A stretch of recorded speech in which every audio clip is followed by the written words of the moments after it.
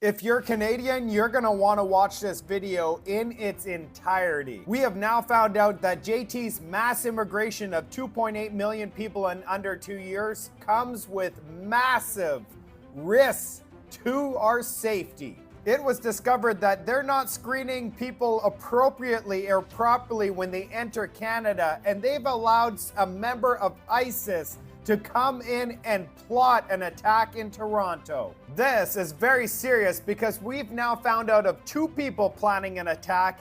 How many more are there? If these 2 people were discovered and were able to come and become Canadian citizens, how many more out of the 3 million people that came to Canada are a risk to our society? Let's hear the breaking news press conference, and then I'll have some comments to make. Let's go.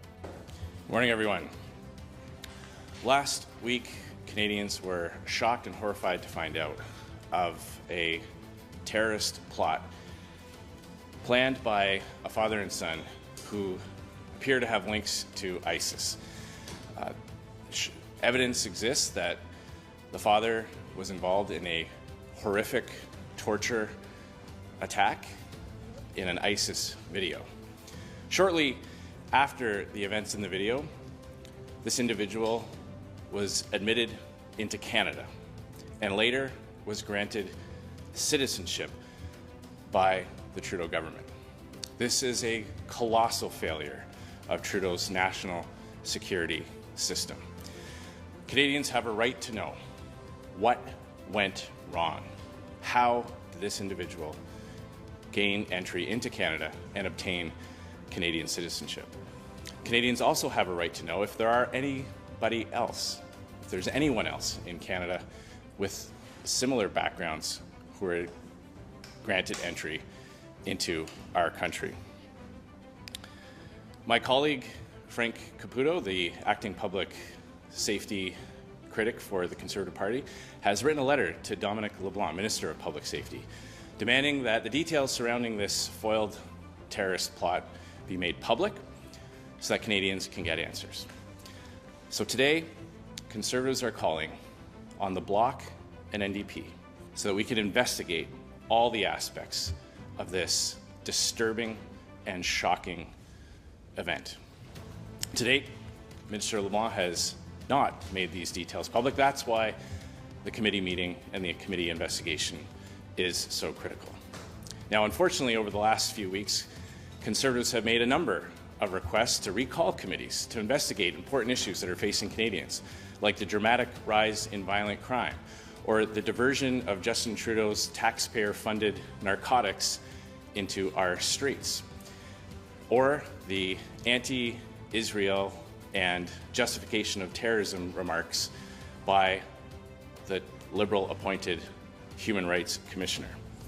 And unfortunately, the Bloc and NDP have refused to support our recall of these committees and instead have chosen to stay on their summer vacations. This incident, though, demands that the committee be recalled. This is serious. Lives are on the line. We potentially would have seen the loss of innocent life had the RCMP not caught these suspects before they were able to perpetrate their horrific crimes. So we're calling on the Bloc and NDP to come back to Ottawa, to recall the committee so that Canadians can get answers on this most important and pressing matter. Lives are at stake when national security systems don't do their job. Lives are at stake when people with connections to terrorist organizations are allowed into Canada and granted citizenship.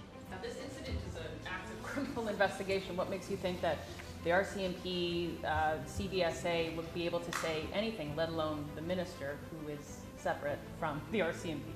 Well, what we're calling for are the details about how these individuals were allowed into Canada.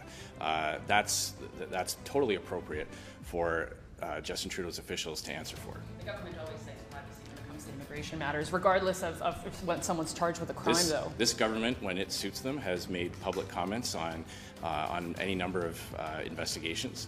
It's totally within their purview to inform Canadians as to how people associated with ISIS, who participated in a gruesome and horrific torture video were allowed into Canada, whether or not there are other individuals who may have links to terrorist organizations are currently at large in Canada.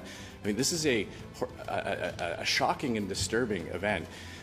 At a time when anti-Semitic hate incidences are on the rise, when Jewish communities are facing attacks in cities across the country, for Canadians to find out that their own government let in someone associated with ISIS and granted them citizenship, it's entirely appropriate for the government to answer for that. Have you had any conversations ahead of this press conference with the Bloc or the NDP about their potential support for this proposal? Well, as I mentioned, my colleague Frank Caputo has written to the minister to make these details public. We are calling on the Bloc and NDP publicly today because of the track record over the last few weeks. When we submit proposals to them to recall committees to investigate very important issues like the rise in violent crime, like the diversion of Trudeau's taxpayer-funded narcotics into our communities, or the appointment of someone with a long history of anti-Israel and justification of terrorist comments to the Human Rights Commission, they have refused. So we are taking this issue very seriously, and we want to publicly call on them to support our efforts to recall committees so that they don't just slough it off till the fall. Mr. Chair, have you seen that video? Have you seen the connections yourself? Have you seen that video? I've seen the public reports in the Canadian media about these horrific incidences. Who should testify? Who should come and testify from that committee? Who would like to hear? Well, we'd start with the minister. We'd start with Minister LeBlanc, and then any officials that oversee these types of applications and these types of security screenings. I mean, this is one of the most basic responsibilities of government, to keep Canadians safe.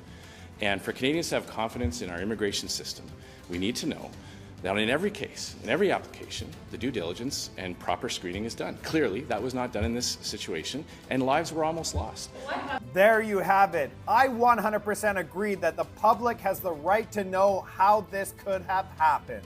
We need answers, and by keeping us in the dark and not letting us know, that doesn't show that they are serious about this issue at all. The problem is, Dominic LeBlanc is straight up hiding and protecting the names of the MPs that are acting for foreign entities and found to be doing treasonous acts.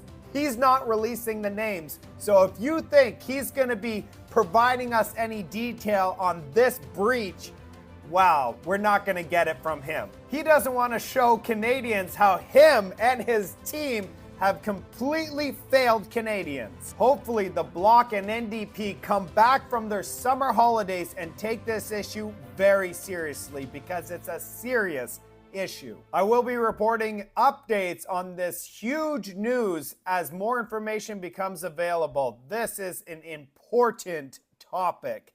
I'd love to hear from you in the comments section. Thanks for watching.